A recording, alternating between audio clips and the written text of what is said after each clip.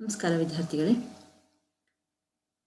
ಇವತ್ತಿನ ಬೋಧನಾವಧಿಯಲ್ಲಿ ನಾವು ಸಂಧಿ ಮತ್ತು ಸಂಧಿ ಲಕ್ಷಣಗಳನ್ನು ಕುರಿತಾಗಿ ಅಭ್ಯಾಸ ಮಾಡೋಣ. ಕೇಶಿರಾಜನ ಶಬ್ದಮಣಿ ದರ್ಪಣದಲ್ಲಿ ಈ ಸಂಧಿ ಪ್ರಕರಣ ಬಹಳ ಪ್ರಮುಖವಾದಂಥದ್ದಾಗಿದೆ. ಹಾಗೆ ನಾವು ಈ ಸಂಧಿ ಪ್ರಕರಣವನ್ನು ಅಧ್ಯಯನ ಮಾಡೋಕ್ಕಿಂತ ಪೂರ್ವದಲ್ಲಿ ನೀವು ಈಗಾಗಲೇ ನಿಮ್ಮ ಪ್ರೌಢಶಾಲೆಯಲ್ಲಿ ಸಂಧಿ ಹಾಗೂ ಸಂಧಿಯ ಕೆಲವು ವಿಧಗಳ ಸಂಕ್ಷಿಪ್ತ ಪರಿಚಯವನ್ನು ಈಗಾಗಲೇ ಮಾಡ್ಕೊಂಡಿರ್ತೀರ ಅಲ್ವಾ?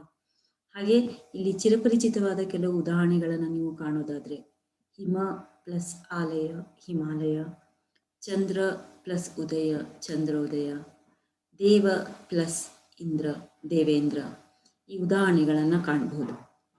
ಇದು ಸಂಧಿ ಅಂದ್ರೇನು? ಎರಡು ವರ್ಣಗಳು ಕಾಲ ವಿಳಂಬವಿಲ್ಲದೆ ಕೂಡುವುದನ್ನು ನಾವು ಸಂಧಿ ಅಂತ ಕರಿತೀವಿ. ಅಥವಾ ಎರಡು ಹಾಗೆ ಹಲವು ವರ್ಣಗಳು ಅನ್ಯೋನ್ಯವಾಗಿ ಪರಸ್ಪರವಾಗಿ ಕೂಡುವುದನ್ನು ನಾವು ಸಂಧಿ ಅಂತ ಕರಿತೀವಿ. ಗುರು ಪ್ಲಸ್ ಉಪದೇಶ ಗುರುಪದೇಶ, ಊರು ಪ್ಲಸ್ ಊರು ಊರೂರು. ಹೌದಾ? ಹೀಗೆ ನಾವು ಬಹಳಷ್ಟು ಉದಾಹರಣೆಗಳನ್ನು ಕಾಣ್ಬೋದಾಗಿದೆ. ಹಾಗಿದ್ರೆ ಇವತ್ತು ನಾವು ಕೇಶಿರಾಜನ ಒಂದು ಸಂಧಿ ನಿಯಮವನ್ನು ನೋಡೋದಾದ್ರೆ, ಸಂಧಿಯ ಅರ್ಥವನ್ನು ತಿಳ್ಕೊಳ್ಳೋದಾದ್ರೆ, ಆತನ ಸೂತ್ರ ಎರಡುಂ ಫಲವುಂ ವರ್ಣಂ ಪರಸ್ಪರ ಕೂಡುವ ಅಂದಂ ಅದು ಸಂಧಿವಲಂ. ಸ್ವರರಹಿತ ವ್ಯಂಜನಂ ಅವು ಪದವರ್ಣಂ ಐದುತೆ ಇರ್ಪುವು ಆ ಸಂಹಿತೆಯೋಳ್ ಅಂತ ಹೇಳಿದ್ದಾನೆ. ಹಾಗಿದ್ರೆ ಅರ್ಥ ಏನು?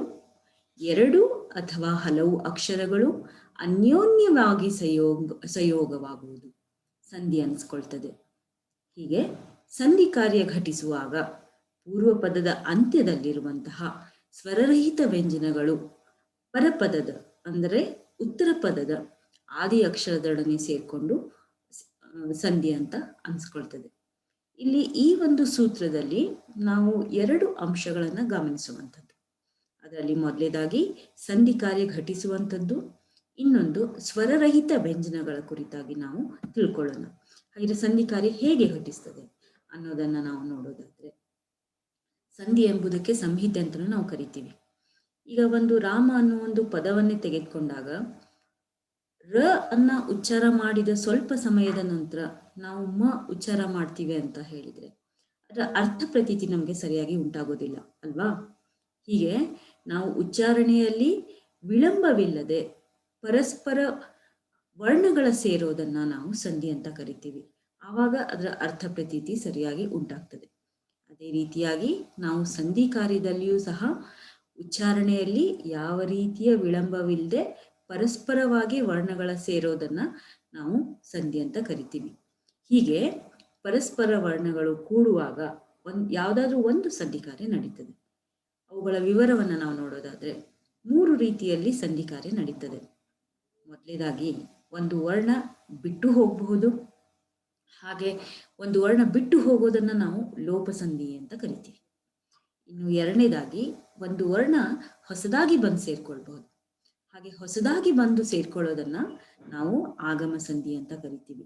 ಅದು ಯಕಾರಾಗಮದ ರೂಪದಲ್ಲಿಯೂ ಇರಬಹುದು ಅಥವಾ ವಕಾರಾಗಮದ ರೂಪದಲ್ಲಿಯೂ ಇರಬಹುದು. ಇನ್ನು ಮೂರನೇದಾಗಿ ಒಂದು ವರ್ಣಕ್ಕೆ ಬದಲಾಗಿ ಮತ್ತೊಂದು ವರ್ಣ ಬಂದು ಸೇರ್ಕೊಳ್ಬಹುದು.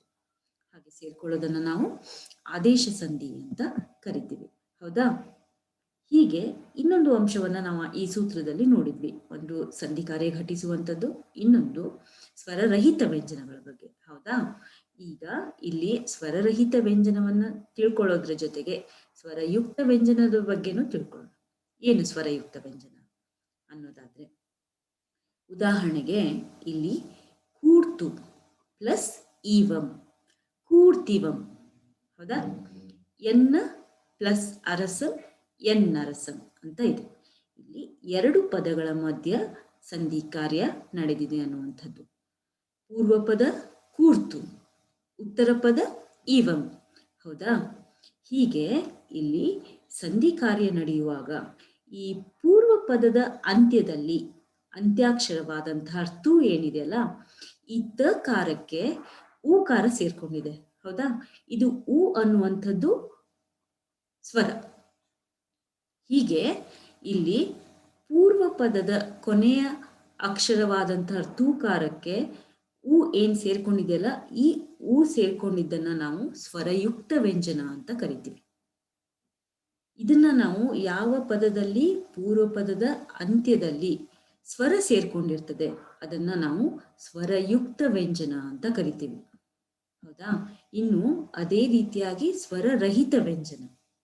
ಈ ಸ್ವರರಹಿತ ವ್ಯಂಜನಕ್ಕೆ ನಾವು ಉದಾಹರಣೆಯನ್ನ ನೋಡೋದಾದ್ರೆ, ಜಾಣ್ ಪ್ಲಸ್ ಉಂಟು ಜಾಣುಂಟು, ಕುರುಳ್ ಪ್ಲಸ್ ಕೊಂಕಾಯ್ತು ಕುರುಳ್ ಕೊಂಕಾಯ್ತು. ಈ ಜಾಣ್ ಪ್ಲಸ್ ಉಂಟು ಅನ್ನುವಂತಹ ಪದದಲ್ಲಿ ಪೂರ್ವ ಪದದ ಅಂತ್ಯದಲ್ಲಿರುವಂತಹ ಣಕಾರ ಏನಿದೆಯಲ್ಲ, ಇಲ್ಲಿ ಯಾವುದೇ ರೀತಿಯಾದಂತಹ ಸ್ವರ ಸೇರ್ಕೊಂಡಿಲ್ಲ. ಇದು ಸ್ವರರಹಿತ ಆಗಿದೆ.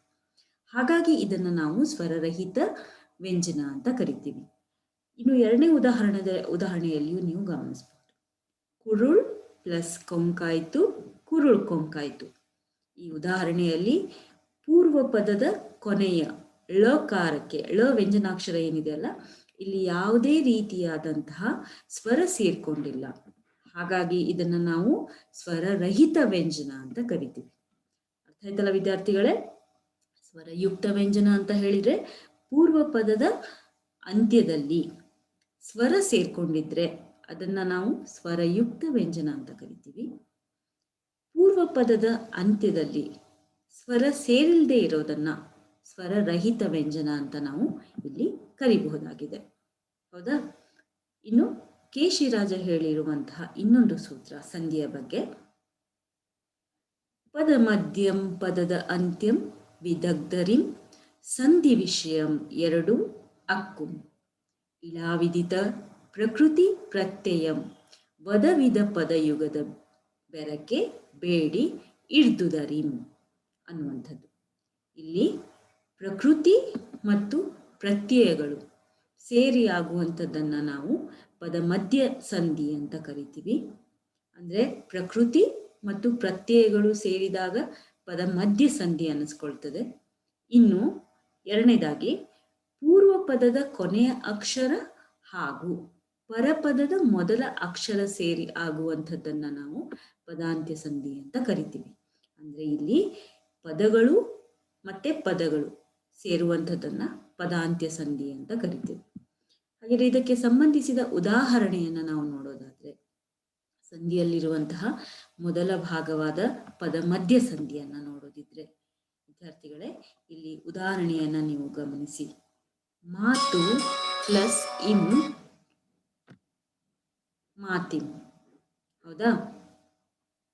ಇಲ್ಲಿ ಮಾತು ಅನ್ನೋ ಒಂದು ನಾಮ ಪ್ರಕೃತಿಗೆ ಇಂ ಅನ್ನೋ ತೃತೀಯ ವಿಭಕ್ತಿ ಪ್ರತ್ಯಯದೊಂದಿಗೆ ಸೇರಿ ಸಂಧಿಯಾಗುವಲ್ಲಿ ಪೂರ್ವ ಪದದ ಅಂತ್ಯ ಸ್ವರ ಲೋಪವಾಗಿ ತ ವ್ಯಂಜನ ಪರಪದದ ಆದಿಯ ಸ್ವರದೊಡನೆ ಸೇರಿ ಮಾತಿಂ ಎಂದಾಗಿದೆ. ಇಲ್ಲಿ ಪ್ರಕೃತಿ ಮತ್ತು ಪ್ರತ್ಯಯ ಸೇರಿ ಸಂಧಿಯಾಗಿರುವುದರಿಂದ ಇಲ್ಲಿ ನಾವು ಪದಮಧ್ಯ ಸಂಧಿ ಅಂತ ಕರಿತೀವಿ.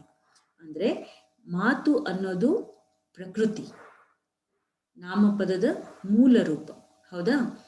ಇನ್ನು ಇಂ ಅನ್ನೋದು ವಿಭಕ್ತಿ ಪ್ರತ್ಯಯ, ತೃತೀಯ ವಿಭಕ್ತಿ ಪ್ರತ್ಯಯ. ಹೀಗೆ ಪ್ರಕೃತಿ ಮತ್ತು ಪ್ರತ್ಯಯ ಸೇರಿ ಆಗುವಂಥದ್ದನ್ನ ನಾವು ಪದ ಮಧ್ಯ ಸಂಧಿ ಅಂತ ಕರಿತೀವಿ. ಇನ್ನು ಪದಾಂತ್ಯ ಸಂಧಿ. ಏನು ಪದಾಂತ್ಯ ಸಂಧಿ ಅಂದ್ರೆ, ಉದಾಹರಣೆಗೆ ಕಾಮನ ಪ್ಲಸ್ ಅಂಡಲೆ ಕಾಮನಂಡಲೆ. ಇಲ್ಲಿ ಪೂರ್ವೋತ್ತರ ಪದಗಳು, ಪೂರ್ವ ಮತ್ತೆ ಉತ್ತರ ಪದಗಳು ಇಲ್ಲಿ ಸ್ವತಂತ್ರ ಪದಗಳಾಗಿರ್ತವೆ. ಹೌದಾ? ಇಲ್ಲಿ ಪೂರ್ವ ಪದದ ಕೊನೆಯ ಅಂತ್ಯಾಕ್ಷರವಾದಂತಹ ನ ಮತ್ತೆ ಆ ನದಲ್ಲಿ ಕೊನೆಯ ಸ್ವರ ಲೋಪವಾಗಿರ್ತದೆ. ನಂತರ ಉತ್ತರ ಪದದ ಮೊದಲ ಅಕ್ಷರ ಬಂದು ಸೇರ್ಕೊಂಡಿರ್ತದೆ. ಹೀಗೆ ಇವೆರಡರ ಮಧ್ಯದಲ್ಲಿ ಸಂಧಿ ಘಟಿಸುವಂಥದ್ದು. ಇದನ್ನ ನಾವು ಪದಾಂತ್ಯ ಸಂಧಿ ಅಂತ ಕರಿತೀವಿ. ಅಂದ್ರೆ ಕಾಮನ ಅನ್ನೋದು ಪದ, ಅಂಡಲೆ ಅನ್ನೋದು ಪದ. ಹೀಗೆ ಪದ ಮತ್ತು ಪದ ಸೇರೋದ್ರಿಂದ ನಾವು ಪದಾಂತ್ಯ ಸಂಧಿ ಅಂತ ಅದಕ್ಕೆ ಕರಿತೀವಿ.